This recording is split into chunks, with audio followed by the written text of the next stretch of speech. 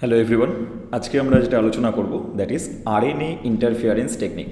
ওকে, RNA interference আমরা বোঝার চেষ্টা করব ইন ডেপথে। দেখো, যদি নামটাকে আমরা একটু ফোকাস করার চেষ্টা করি তাহলে আমরা কি পাবো? আরএনএ ইন্টারফিয়ারেন্স, তাই তো? তার মানে নিশ্চয়ই আরএনএ দিয়ে আমরা আরএনএকে ইন্টারফেয়ার করে কিছু একটা করব। কি করব সেটা আমরা মেকানিজমে দেখব।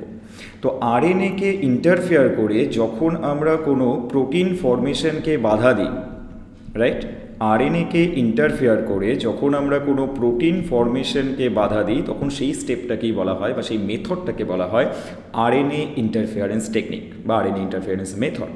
ওকে, তো এবার এই যে আরএনএ ইন্টারফিয়ারেন্সের কথা বলছি তখন আমাদেরকে জানতে হবে যে আরএনএ ইন্টারফিয়ারেন্স টেকনিককে আমরা সংক্ষেপে আরএনএ আই টেকনিক বলেও চিনি, আরএনএ ইন্টারফিয়ারেন্স টেকনিক। ওকে, তো বেসিক্যালি আরএনএ ইন্টারফিয়ারেন্স এক ধরনের পোস্ট ট্রান্সক্রিপশনাল মডিফিকেশন। কেন আমি এমন কথা বললাম তাহলে একটু বোঝার চেষ্টা করা যাক। দেখো, যখনই আমরা পোস্ট ট্রান্সক্রিপশনাল বলছি তখন আমাদের একটা বেসিক সেন্ট্রাল ডগমা কনসেপ্ট আমাদের থাকা দরকার। সাপোজ যদি আমরা কম্পেয়ার করি বা কনসিডার করে নিই যে এটা একটা ডিএনএ, ওকে, ডাবল স্ট্র্যান্ডেড ডিএনএ। আমরা জানি যে এই ডিএনএ কী করে? Through transcription, right, through transcription mRNA form করে ডেফিনেটলি। সো ধরে নাও এটা এমআরএনএ। এবার এই এমআরএনএ কী হয়? MRNA with the help of ribosome এইবার আমার প্রোটিন ফরমেশন করে। ঠিক, যে প্রসেসটাকে আমরা কী বলি? আমরা বলি ট্রান্সলেশন। ক্লিয়ার? তাহলে যখন আমরা আরএনএ ইন্টারফিয়ারেন্স টেকনিক করছি তো ডেফিনেটলি আমাদেরকে মনে রাখতে হবে যে এই টেকনিকটা আমরা ট্রান্সলেশন লেভেলে করব।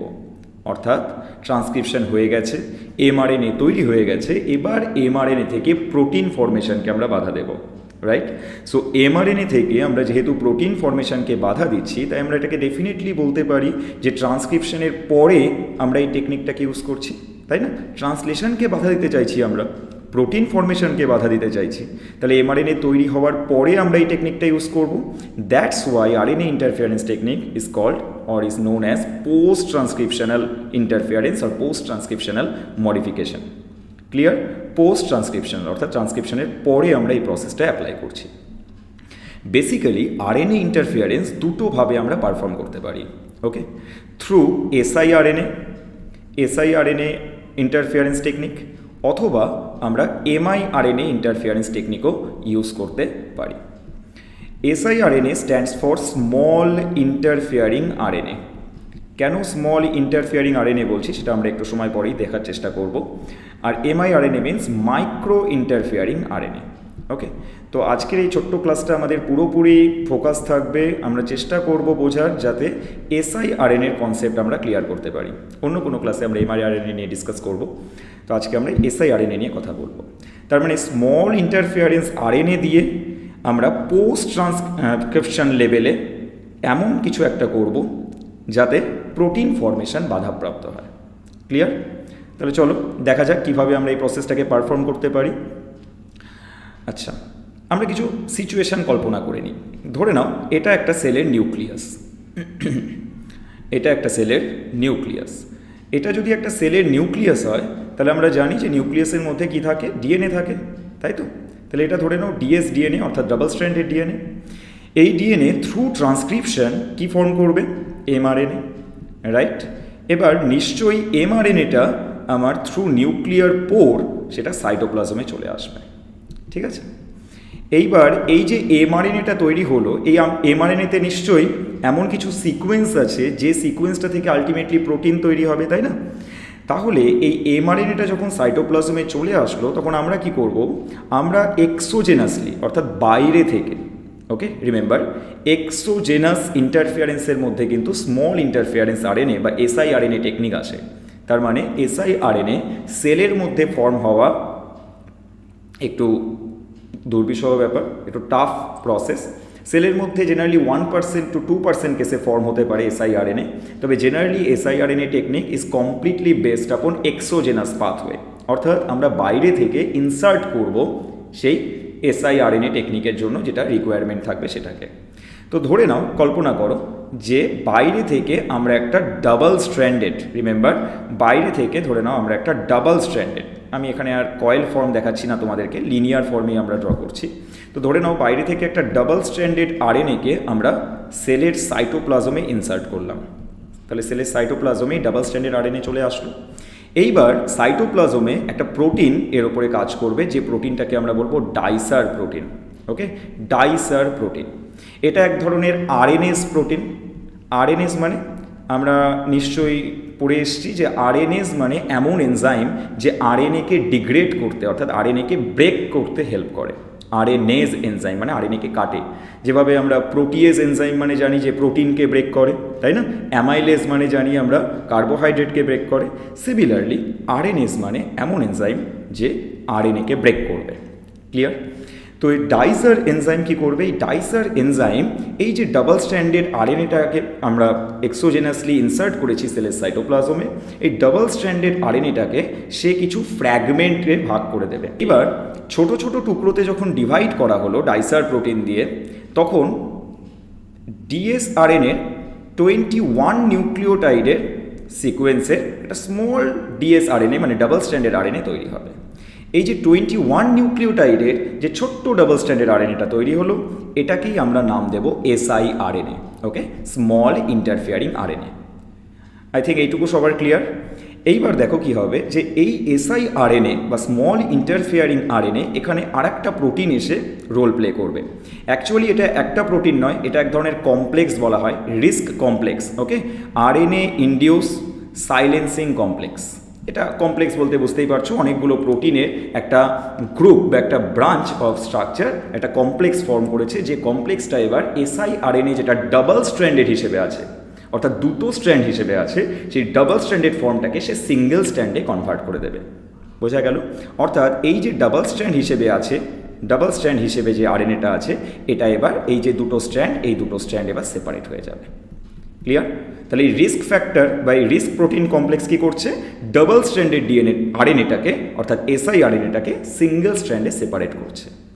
এবার এই যে সিঙ্গেল স্ট্র্যান্ডে সেপারেট করা হচ্ছে, এর মধ্যে আমরা দেখতে পাবো এমন এক ধরনের স্ট্র্যান্ড থাকবে যে স্ট্র্যান্ডটা কমপ্লিমেন্টারি। কার ক্ষেত্রে কমপ্লিমেন্টারি? এই যে এমআরএনএটা আমরা এখানে দেখছি, যে এমআরএনএটা সাইটোপ্লাজমে তৈরি হয়ে এসছে, সেই এমআরএনএতে যে নাইট্রোজেনাস বেসগুলো আছে তার কমপ্লিমেন্টারি হচ্ছে একটা স্ট্র্যান্ড। ক্লিয়ার? তাহলে যে স্ট্র্যান্ডটা কমপ্লিমেন্টারি সেটাকেই আমরা এখানে কাজে লাগাবো siRNA টেকনিকে। আর এই রিস্ক কী করবে? যেটা কমপ্লিমেন্টারি নয় সেটাকে ডিগ্রেড করে দেবে, অর্থাৎ সেই স্ট্র্যান্ডটাকে সে নষ্ট করে দেবে। ক্লিয়ার? তাহলে যেটা কমপ্লিমেন্টারি স্ট্র্যান্ড নয়, কার কমপ্লিমেন্টারি? রিমেম্বার, যে এমআরএনএটা আমি সাইটোপ্লাজমে এসছে নর্মাল থ্রু ট্রান্সক্রিপশন প্রসেসে, যেটা থেকে প্রোটিন তৈরি হওয়ার কথা চলছে। ক্লিয়ার? তাহলে এই এমআরএনএটার ক্ষেত্রে এই এমআরএনএটার কমপ্লিমেন্টারি যে স্ট্র্যান্ড সেটাকে আমরা রাখবো, আর যে স্ট্র্যান্ডটা কমপ্লিমেন্টারি নয়, রিস্ক প্রোটিন বা সেই কমপ্লেক্স, সেই স্ট্র্যান্ডটাকে ডিগ্রেড করে দেবে।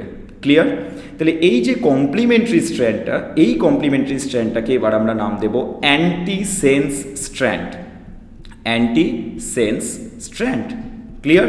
তাহলে এবার এই অ্যান্টিসেন্স স্ট্র্যান্ড কী করবে? যেহেতু আমার এই এমআরএনএর কমপ্লিমেন্টারি এই স্ট্র্যান্ডটা, রিমেম্বার, যেহেতু এই এমআরএনএর কমপ্লিমেন্টারি এই স্ট্র্যান্ডটা, তাই কমপ্লিমেন্টারি হলে কি হবে? আমরা তো জানি যে কমপ্লিমেন্টারি হলে সে বেস পেয়ারিং করবে, তাই না? তাহলে এ সোজাই এখানে চলে যাবে এবং কমপ্লিমেন্টারি হওয়ার ফলে সে এবার এই আরএনএর সঙ্গে, অর্থাৎ অ্যান্টিসেন্স স্ট্র্যান্ডটা এবার আরএনএর সঙ্গে বেস পেয়ারিং করে নেবে, অর্থাৎ বেস পেয়ার করে নিল, ডাবল স্ট্র্যান্ড বানিয়ে দিল। ক্লিয়ার? এই যখনই সে ডাবল স্ট্র্যান্ড বানিয়ে দিল, এইখানে এবার একটা প্রোটিন এসে কাজ করবে, যে প্রোটিনকে আমরা বলি অ্যাগোনট প্রোটিন বা অ্যাগো প্রোটিন। মোর স্পেসিফিক্যালি যদি তোমরা বলতে চাও তাহলে অ্যাগো2 প্রোটিন। ক্লিয়ার? এই অ্যাগো2 কীরকম প্রোটিন একটু জেনে নেওয়া যাক। দেখো, অ্যাগো2 বা অ্যাগো প্রোটিনের কথা যেটা আমরা বলছি, এই অ্যাগো প্রোটিন এক ধরনের এন্ডোনিউক্লিয়াস। অ্যাগো প্রোটিনের কাছে কি আছে? এন্ডোনিউক্লিয়াস অ্যাক্টিভিটি আছে। আশা করি তোমরা জানো এন্ডোনিউক্লিয়াস অ্যাক্টিভিটি মানে কি। এন্ডো মিন্স মাঝে, তাই না, ভেতরের দিকে। নিউক্লিয়াস মিন্স, একটু আগে আমি বলেছি প্রোটিয়েজ মানে প্রোটিনকে ভাঙে, অ্যামাইলেজ মানে কার্বোহাইড্রেটকে ভাঙে। তাহলে সেই কনসেপ্ট ওয়াইজ যদি আমরা অ্যাপ্লাই করি, তাহলে নিউক্লিয়াস মানে যে নিউক্লিক অ্যাসিডকে ব্রেকডাউন করতে, অর্থাৎ নষ্ট করতে বা ডিগ্রেড করতে হেল্প করে। তাহলে এখানে এন্ডোনিউক্লিয়াস মানে এমন নিউক্লিয়াস, এমন এনজাইম যে পুরো আরএনএকে মাঝ বরাবর যে কোনো জায়গা থেকে র্যান্ডামলি কেটে নষ্ট করে দেবে।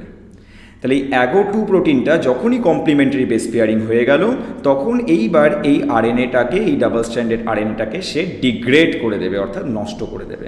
এবার ভেবে দেখো, যে এমআরএনএটা প্রোটিন তৈরি হওয়ার জন্য এসেছিল, আমরা বলেছিলাম কি প্রথমেই আরএনএ ইন্টারফিয়ারেন্স মানে প্রোটিন তৈরি হওয়ার জন্য এমআরএনএটা আসবে। আগে স্লাইডে আমি তোমাদেরকে ডিসকাস করলাম যে প্রোটিন তৈরি হওয়ার জন্য এমআরএনএটা আসবে, কিন্তু আমরা এই প্রোটিন তৈরি হতে দেব না। তাহলে এখানে খেয়াল করে দেখো, আমরা এইভাবে কমপ্লিমেন্টারি বেস পেয়ারিং অর্থাৎ siRNA-কে ইনসার্ট করে AGO2 এর সাহায্যে ব্রেকডাউন করতে সফল হলাম, অর্থাৎ এই এমআরএনএটাকে ডিগ্রেড করে দিলাম। তাহলে এমআরএনএ ডিগ্রেড হয়ে গেল, তাহলে এবার আমরা ডেফিনেটলি বলতে পারি যে এখান থেকে কোনো প্রোটিন তৈরি হবে না। ঠিক তো, ডিগ্রেড হয়ে গেছে, প্রোটিন কী করে তৈরি হবে? তাহলে এইভাবে আমরা siRNA টেকনিক বা মেথডকে কাজে লাগিয়ে পোস্ট ট্রান্সক্রিপশন অর্থাৎ ট্রান্সক্রিপশনের পরে প্রোটিন তৈরি হওয়াকে ইনহিবিট করলাম, রাইট? অর্থাৎ জিনকে সাইলেন্ট করে দিলাম, প্রোটিন আমি বানাতে দিলাম না, জিনকে আমি কমপ্লিটলি এক্সপ্রেস হতে দিলাম না। ক্লিয়ার? তাহলে এই টেকনিকটাকে আমরা বলি siRNA মেথড। কোথায় কোথায় ইউজ করা হয়? দেখো, ইউজের কথা যদি তোমরা বলো, তাহলে জেনারেলি আমাদের যে বডিতে যখন কোনো সেলের মধ্যে ভাইরাস এন্ট্রি নেয়, তখন সেই ভাইরাল প্রোটিনগুলোকে ইনহিবিট করার জন্য siRNA খুব গুরুত্বপূর্ণ রোল প্লে করে। এছাড়া খুব কমনলি বায়োটেকনোলজিতে এই siRNA টেকনিককে আমরা পারফর্ম করে বিভিন্ন কাজ করতে পারি। ওকে, তো মেনলি বায়োটেকনোলজি ল্যাবে বা বায়োটেকনোলজির সাহায্যে কোনো অর্গ্যানিজমে কোনো প্রোটিনকে যদি আমাকে ইনহিবিট করতে হয়, সাপোজ ধরে নাও একটা অর্গ্যানিজমে আমি চাইছি যে কোনো একটা প্রোটিন যাতে না তৈরি হয়, তাহলে আমি এইভাবে siRNA টেকনিক দিয়ে তাকে পোস্ট ট্রান্সক্রিপশনালি প্রোটিনটা ইনহিবিট করতে পারি, রাইট? তাহলে এই ধরনের কিছু কাজে আমরা siRNA-কে ব্যবহার করতে পারি। কনসেপ্ট আশা করি তোমাদের ক্লিয়ার হয়েছে। আরেকটু ক্লিয়ার করার জন্য আমরা একটা জাস্ট ইমাজিনারি ইমেজ দেখার চেষ্টা করছি। হ্যাঁ, এটা completely hypothetical, noted that, completely hypothetical, এর সঙ্গে কিন্তু বাস্তবের কোনো মিল নেই। ওকে, সো হাইপোথেটিক্যাল একটা কনসেপ্ট দিয়ে আমরা বোঝার চেষ্টা করছি। একটু খেয়াল করো, ভালো করে দেখবে যে সাপোজ ধরে নাও এটা একটা ডাবল স্ট্র্যান্ডেড ডিএনএ নিউক্লিয়াসের মধ্যে আছে। এই ডাবল স্ট্র্যান্ডেড ডিএনএটা কী করলো? এই ডাবল স্ট্র্যান্ডেড ডিএনএটা ট্রান্সক্রিপশন করলো। সো ট্রান্সক্রিপশনের ফলে সে কী বানালো? সে বানালো একটা এমআরএনএ। আমি জাস্ট ধরে নিচ্ছি যে এই এমআরএনএতে AGUCCA একটা জাস্ট হাইপোথেটিক্যাল ইমাজিনারি একটা সিকোয়েন্স দিয়ে ধরে নিলাম যে এই সিকোয়েন্সটা এমআরএনএতে আছে। এবার এমআরএনএটা কী করবে? এবার আমরা জানি যে নিউক্লিয়াসে কী থাকে? নিউক্লিয়ার পোর থাকে, তাই না? নিউক্লিয়ার পোর থাকে। সো নিউক্লিয়ার পোরের সাহায্যে এমআরএনএটা এবার কোথায় চলে আসলো? সাইটোপ্লাজমে। ক্লিয়ার? তাহলে এমআরএনএ সাইটোপ্লাজমে চলে এসছে। এবার এই এমআরএনএ কী করবে? প্রোটিন বানাতে চাইবে, আর আমরা চাইছি সেটাকেই আটকাতে। Got it? তার জন্য আমরা কি করলাম? আমরা বাইরে থেকে দেখো একটা বিশাল বড় ডাবল স্ট্র্যান্ডেড আরএনএকে ইনসার্ট করলাম। বিশাল বড় ডাবল স্ট্র্যান্ডেড আরএনএ, আমি জাস্ট একটা ছোট্ট পোর্শনের সিকোয়েন্স দেখিয়েছি, এদিকেও সিকোয়েন্স আছে, হ্যাঁ, র্যান্ডামলি কল্পনা করে নাও। তাহলে একটা ডাবল স্ট্র্যান্ডেড আরএনএকে আমি ইনসার্ট করলাম। ডাইসার কি করলো? এবার ডাইসার প্রোটিন এসে দেখো ডাবল স্ট্র্যান্ডেড আরএনএটাকে 21 নিউক্লিওটাইড, যদিও এখানে আমরা 6টা নিউক্লিওটাইড দেখছি, বাট ইমাজিন করে নাও যে এখানে 21 নিউক্লিওটাইডের একটা সিকোয়েন্সের আরএনএকে সে কেটে দিল। তাহলে বড় ডিএসআরএনএ আমি প্রবেশ করালাম ডাবল স্ট্র্যান্ডেড, ডাইসার প্রোটিন তাকে কেটে একটা ছোট্ট সেগমেন্ট বানিয়ে দিল 21 নিউক্লিওটাইডের, দ্যাট ইজ siRNA, রাইট? এইবার আমি কি বললাম তোমাদেরকে? কে কাজ করবে? রিস্ক, তাই না? দেখো একটু আগেই বলেছি রিস্ক কী করবে? দুটো স্ট্র্যান্ডকে সেপারেট করে দেবে। খেয়াল করে দেখো, এই যে ব্লু স্ট্র্যান্ড আর এই যে বেগুনি কালারের যে স্ট্র্যান্ডটা আছে, এই স্ট্র্যান্ড দুটো দেখো সেপারেট হয়ে গেছে। ক্লিয়ার? তাহলে ডাইসারের কাজ ব্রেক করা, রিস্কের কাজ সেপারেট করা দুটো স্ট্র্যান্ডকে। যেই সেপারেট হয়ে গেল, এইবার তোমরা ভালো করে অবজার্ভ করবে, খেয়াল করে দেখো তো এই দুটো স্ট্র্যান্ডের মধ্যে কোন স্ট্র্যান্ডটা এই এমআরএনএর কমপ্লিমেন্টারি? একটু ভাবো, এই দুটো স্ট্র্যান্ডের মধ্যে কোন স্ট্র্যান্ডটা এই এমআরএনএর কমপ্লিমেন্টারি? এক্স্যাক্টলি, তোমরা ঠিক ধরেছো, এই স্ট্র্যান্ডটা হলো এর কমপ্লিমেন্টারি, তাই না? খেয়াল করো, এ আছে, তার কমপ্লিমেন্টারি ইউ এখানে আছে, জি আছে, তার কমপ্লিমেন্টারি সি এখানে আছে, ইউ আছে, তার কমপ্লিমেন্টারি এ এখানে আছে, সি আছে, তার কমপ্লিমেন্টারি জি আছে, সিমিলারলি এখানে সি আর এর কমপ্লিমেন্টারি জি ইউ আছে। তাহলে এই যে নতুন স্ট্র্যান্ডটা সেপারেট হওয়ার পর আমরা পেলাম এই স্ট্র্যান্ডটা siRNA-এর, এই স্ট্র্যান্ডটা কিন্তু completely complementary, remember, completely complementary to this mRNA। Right? তো এবার কি হবে, আমরা জানি কমপ্লিমেন্টারি হলে কি হয়, যখনই কোনো স্ট্র্যান্ড কমপ্লিমেন্টারি হয় তখনই তারা বেস পেয়ারিং করার নেচার দেখায়। সো এবার এই এমআরএনটা চলে আসবে এখানে, এবং যেহেতু সে কমপ্লিমেন্টারি বেস পেয়ে যাবে তার জন্য এর সঙ্গে এবার ডাবল স্ট্র্যান্ড বানিয়ে নেবে, বেস পেয়ারিং করে নেবে। ক্লিয়ার? বেস পেয়ার করে নিল। এই স্ট্র্যান্ডটাকে আমরা কি নাম দিচ্ছি এবার? অ্যান্টিসেন্স, তাই না? তাহলে অ্যান্টিসেন্স স্ট্র্যান্ড কিন্তু আমাদের এমআরএনএ যে প্রোটিন তৈরি করবে তার সঙ্গে বেস পেয়ার করে নিয়েছে, এবার তাকে ডাবল স্ট্র্যান্ড করে দিয়েছে। রাইট? এইবার এখানে কাজ করবে কি বললাম আমরা? AGO2, তাই তো? AGO02 এই প্রোটিনটা কাজ করবে এবং সে এবার এই পুরো স্ট্র্যান্ডটাকে ডিগ্রেড করে দেবে। ক্লিয়ার? তাহলে ডিগ্রেড করে দিলে আর তো প্রোটিন তৈরি হবে না। তাহলে এই টেকনিকটাকেই বলা হয় siRNA method or siRNA post transcriptional regulation. I think concept তোমাদের ক্লিয়ার হয়েছে। এরপরেও যদি কোনো ডাউট থেকে থাকে তার জন্য তোমরা আমার কমেন্ট বক্সে জানাতে পারো, আর কনসেপ্ট তোমাদের আশা করি ক্লিয়ার হয়েছে। তাহলে এইটুকুই থাকলো আজকের মতো। এরপরের অন্য ক্লাসে আমরা mRNA কী করে পোস্ট ট্রান্সক্রিপশনে হেল্প করে এবং পোস্ট ট্রান্সক্রিপশনাল মডিফিকেশনে হেল্প করে সেটা আমরা দেখার চেষ্টা করব। So thank you all.